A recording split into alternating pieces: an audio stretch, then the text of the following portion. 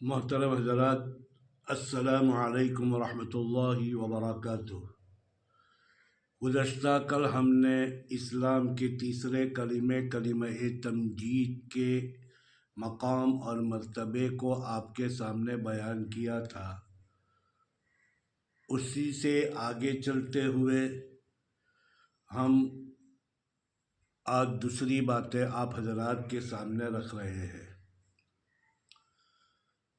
تیسرا کلمہ اللہ تعالیٰ کی بزرگی اور شان کبریائی کو بیان کرتا ہے، اللہ کی شان حمد کو بیان کرتا ہے، اسی طرح اللہ کے معبود ہونے کو بھی بیان کرتا ہے۔ اس میں ایک کلمہ ہے لا الہ الا اللہ۔ لا الہ الا اللہ جو اساس ہے، بنیاد ہے ہمارے توحید کی، اللہ کو ایک ماننے کی، اللہ کو اکیلا جاننے کی، اللہ کی عبادت کرنے کی۔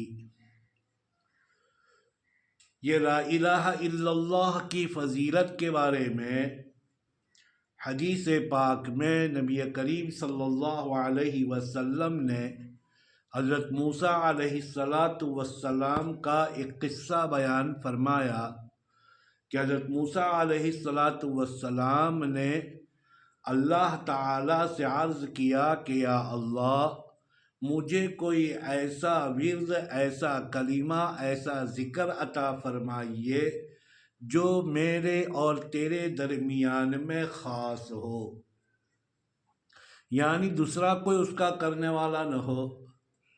تو اللہ رب العزت نے حضرت موسیٰ علیہ السلام کو یہی کلمہ ارشاد فرمایا کہ لا الہ الا اللہ کہا کرو۔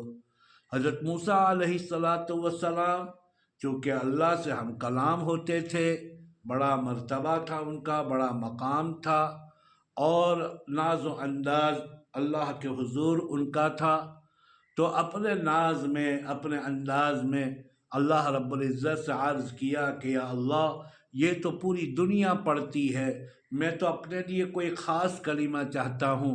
اللہ رب العزت نے فرمایا کہ موسیٰ، اس کلمے کی حقیقت کو بھی جانتے ہو، یہ وہ کلمہ ہے کہ اگر اللہ تعالیٰ اس کلمے کو ایک پلڑے میں رکھ دیں اور دوسرے پلڑے میں ساتوں آسمان اور ساتوں زمین اور جو کچھ ہے وہ اس میں رکھ دیں اور اس پلڑے کو اٹھا لیں، تو لا الہ الا اللہ والا پلڑا جھک جائے گا، یعنی وہ بھاری بھرکم کلمہ ہے۔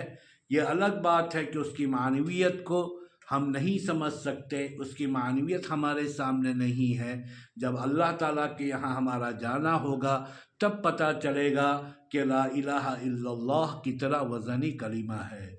میرے دوستو اور بزرگوں، اسی طریقے سے وَلَا حَوْلَ وَلَا قُوَّةَ إِلَّا بِاللَّهِ الْعَلِيِّ الْعَظِيمِ بھی ہے کہ وَلَا حَوْلَ وَلَا قُوَّةَ، اس میں اللہ کے اختیار کو تسلیم کیا گیا ہے کہ جو کچھ انسان کو اچھے برے کرنے کی، اچھا کرنے کی توفیق ملتی ہے اور جہاں انسان برائی کی طرف چلتا ہے، اس میں سب کچھ اختیار سارا کے سارا اللہ رب العزت کے پاس ہے۔ اللہ چاہے تو توفیق دے دے، اللہ چاہے تو ہمیں دوسرے راستے کی طرف ڈال دے، تو یہ اختیار اللہ تعالیٰ کا ہے۔ لا حول ولا قوت الا باللہ، یہ وہ کلمہ ہے جو انسان کو اپنی حیثیت یاد دلاتا ہے، اپنی حقیقت پر رکھتا ہے کہ جو کچھ انسان نیک کام کرے وہ اس پر غرور اور تکبر نہ کرے، اس کو اپنا بڑا پن ہونا، اپنے بڑے پن ہونے پر اس کو محمول نہ کرے، اس لیے کہ جو کچھ توفیق ملتی ہے وہ اللہ کی طرف سے ملتی ہے۔ تو لا حول ولا قوت الا باللہ۔ اس کے بعد میں حدیث پاک میں نبی کریم صلی اللہ علیہ وسلم فرماتے ہیں کہ یہ ایک ایسا خزانہ ہے جو عرش کے نیچے اس کو رکھا گیا ہے۔ تو میرے دوستوں اور بزرگوں، یہ تھی کلمہ تمجید کی پوری حقیقت اور اس کا مطلب اور اس کا معنی اور اس کی فضیلت۔ اللہ تعالی ہمیں عمل کی توفیق عطا فرمائے۔ السلام علیکم ورحمۃ اللہ وبرکاتہ۔